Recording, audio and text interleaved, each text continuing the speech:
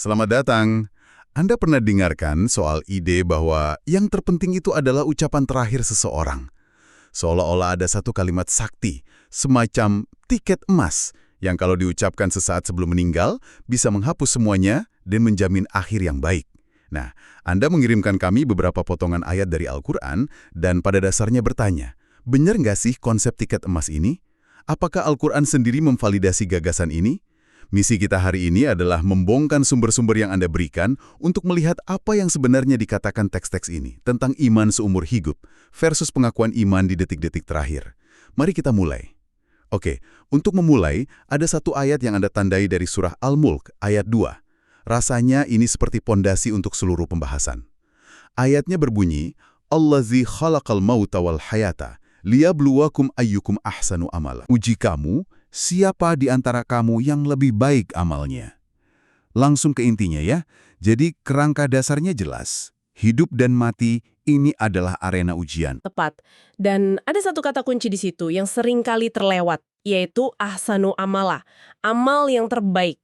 Perhatikan, teksnya tidak mengatakan aksaru amala atau amal yang terbanyak. Ini perbedaan yang kelihatannya kecil, tapi dampaknya besar banget. Wah, itu detail yang menarik. Jadi fokusnya bukan seberapa sibuk kita berbuat baik atau seberapa banyak ritual yang kita lakukan, tapi seberapa berkualitas setiap tindakan kita. Itu benar-benar mengubah cara pandang ya. Betul, ini seperti membandingkan seorang koki yang menghabiskan seharian untuk membuat satu hidangan yang sempurna dibandingkan dengan juru masak di restoran cepat saji yang mengeluarkan ratusan burger biasa-biasa saja. Dari perspektif ayat ini, yang dicari adalah kualitas si koki, bukan kuantitas si juru masak. Niat, keikhlasan, ketepatan, semua itu masuk ke dalam definisi terbaik. Jadi, sejak awal, panggungnya sudah ditetapkan. Ini adalah ujian kualitas, bukan kuantitas. Oke, jadi hidup ini tes kualitas. Tapi tes yang adil biasanya ada kisi-kisinya kan? Kita nggak mungkin dilempar begitu saja ke dalam ujian tanpa tahu apa yang dinilai. Dari sumber-sumber yang Anda berikan, apakah Al-Quran sendiri mengklaim sebagai buku panduan untuk tes ini? Pertanyaan bagus. Dan jawabannya ada di sumber Anda berikutnya, yaitu di awal surah Al-Baqarah ayat 2-5. Teksnya langsung memperkenalkan diri tanpa basa-basi. Dzalikal kitabul la raiba fihi hudal lil muttaqin.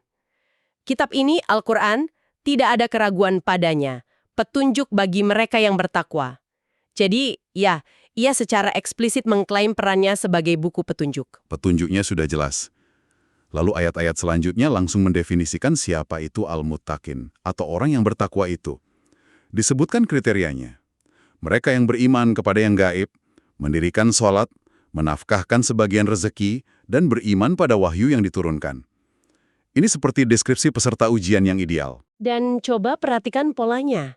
Itu bukan sekedar checklist acak. Ada dimensi ke dalam, yaitu keyakinan internal, iman pada yang gaib, pada wahyu, pada akhirat. Lalu ada manifestasinya keluar dalam bentuk tindakan nyata. Sholat itu hubungan vertikal ke atas kepada Sang Pencipta. Infak atau menafkahkan rezeki itu hubungan horizontal ke samping kepada sesama manusia. Jadi semuanya itu satu paket yang nyambung. Bukan sesuatu yang cuma diucapkan sekali atau diyakini dalam hati saja, tapi harus dibuktikan lewat cara kita hidup setiap hari. Ini nyambung lagi ke ide amal terbaik yang tadi. Tindakan terbaik itu lahir dari keyakinan yang benar. Begitu ya? Tepat. Teks-teks ini membangun sebuah gagasan bahwa iman itu bukan peristiwa sesaat, melainkan sebuah sistem yang terintegrasi, sebuah proses.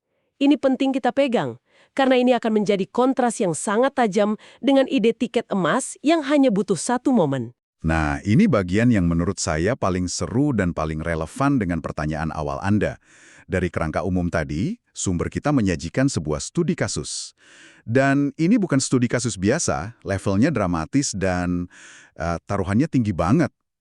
Kita dibawa ke surah Toha, ke kisah pertarungan antara Nabi Musa dan para penyihir Fir'aun. Ceritanya kan terkenal. Para penyihir menunjukkan keahlian sihir mereka, lalu Musa dengan mukjizat dari Tuhan membalikkan keadaan. Tongkatnya menelan semua ilusi mereka. Reaksi para penyihir ini yang luar biasa. Mereka tidak ragu, tidak pikir-pikir dulu, mereka langsung tersungkur bersujud dan menyatakan keimanan mereka. Momen yang sangat kuat. Mereka adalah pakar di bidangnya. Mereka tahu betul mana trik sulap dan mana kekuatan yang melampaui kemampuan manusia. Jadi ketika mereka melihat mujizat Musa, mereka langsung tahu bahwa ini bukan sihir. Ini adalah kebenaran. Tentu saja, bos mereka, Fir'aun, marah besar. Dia mengancam dengan hukuman yang paling brutal, memotong tangan dan kaki secara bersilang, lalu menyalip mereka di batang pohon kurma. Sebuah penyiksaan yang dirancang untuk menjadi tontonan publik yang mengerikan. Tapi, coba dengarkan jawaban para penyihir ini, seperti yang dikutip di surat Toha ayat 72 dan 73. Mereka berkata, "Kami tidak akan mengutamakanmu daripada bukti-bukti nyata yang telah datang kepada kami. Maka putuskanlah apa yang hendak engkau putuskan. Sesungguhnya kami telah beriman kepada Tuhan kami, agar Dia mengampuni kesalahan-kesalahan kami." Tunggu dulu, kalau kita kembali ke pertanyaan awal kita, ini kan persis seperti gambaran tiket emas itu. Mereka baru beriman beberapa detik, dihadapkan pada ancaman kematian, lalu mereka langsung mengucapkan kalimat iman. Ini dia momennya, kan?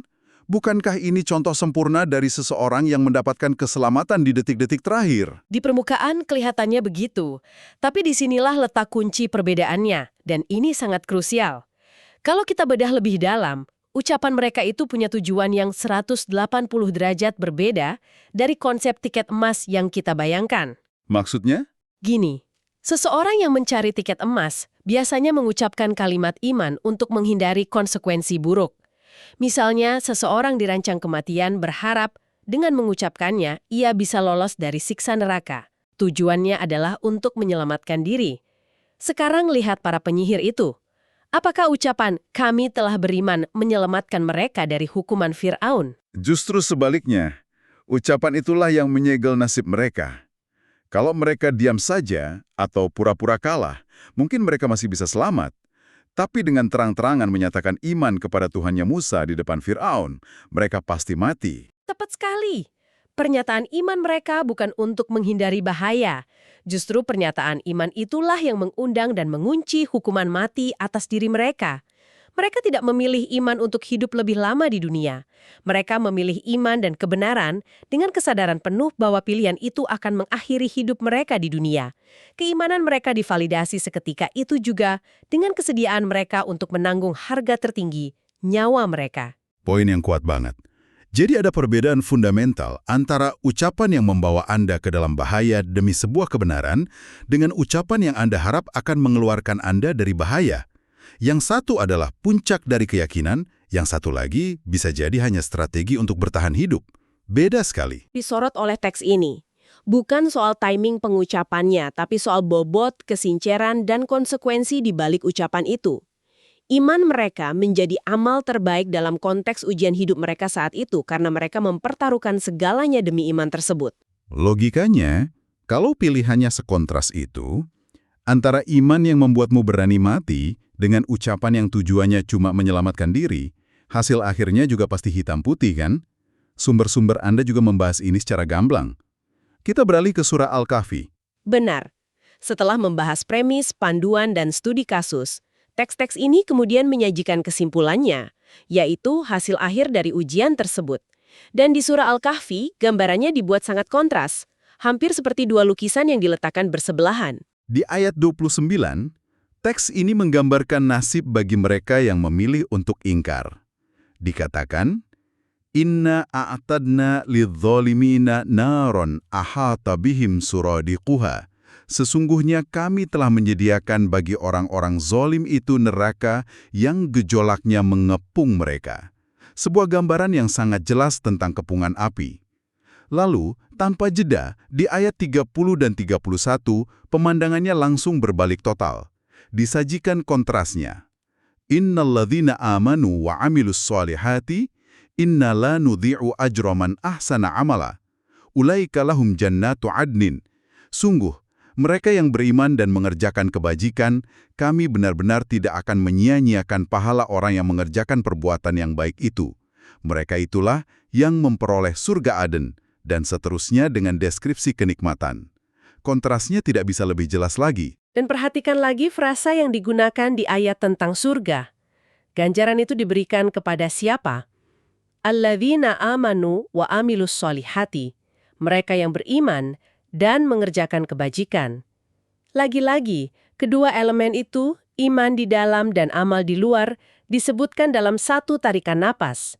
Keduanya seolah tidak terpisahkan. Jadi kalau kita coba tarik benang merah dari semua sumber yang Anda berikan ini, polanya jadi sangat jelas ya? Sangat jelas. Coba kita rangkai. Kita mulai dari surah Al-Mulk yang menetapkan bahwa hidup ini adalah ujian untuk melihat siapa yang kualitas amalnya terbaik. Kemudian, surah Al-Baqarah hadir sebagai buku panduan yang menjelaskan bahwa peserta ujian yang ideal adalah mereka yang mengintegrasikan iman di hati dengan amal perbuatan. Lalu, kita disuguhkan studi kasus ekstrim dari surah Toha tentang para penyihir yang menunjukkan bahwa nilai sebuah pernyataan iman di saat genting terletak pada kesinceran dan kesediaan menanggung risikonya, bukan pada kemampuannya untuk menjadi jalan pintas.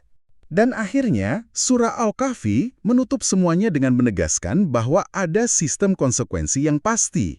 Ada hasil akhir yang hitam putih, yang didasarkan pada pilihan-pilihan yang kita buat selama ujian itu.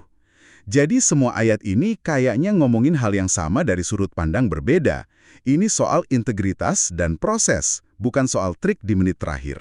Dengan melihat gambaran besar ini, gagasan tentang tiket emas atau jalan pintas verbal di akhir hayat tampaknya menjadi sebuah penyederhanaan yang berlebihan.